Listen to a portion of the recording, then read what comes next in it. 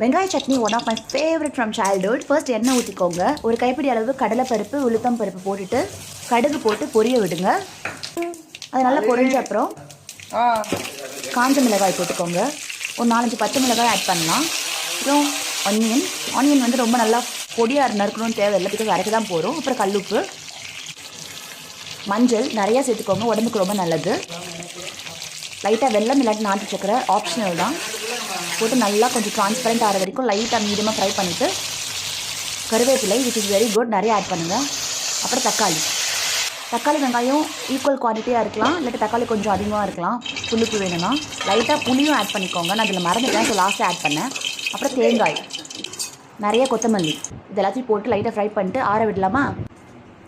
அப்புறம் மிக்சியில் போட்டுட்டு ஒரு மாதிரி மீடியம் கன்சிஸ்டன்சி அரைச்சிக்கோங்க, ரொம்ப நைஸாக அரைக்க வேண்டாம்.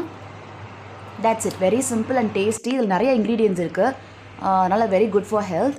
பூண்டு ஆட் பண்ணியிருந்தேன் நடுவில், ஸோ இதெல்லாத்தையும் ஆட் பண்ணி தாளிக்கலாம் வேண்டாம், பிகாஸ் நம்ம ஃபஸ்ட்டு எல்லாத்தையும் தாளிச்சிட்டோம். That's all. Very tasty and healthy வெங்காய chutney with very less oil. Super taste, சான்ஸே இல்லை. கண்டிப்பாக ட்ரை பண்ணி பார்த்துட்டு எப்படி இருந்தால் சொல்லுங்கள். ஓகே, தேங்க்ஸ் ஃபார் வாட்சிங், பாய். சூப்பர்.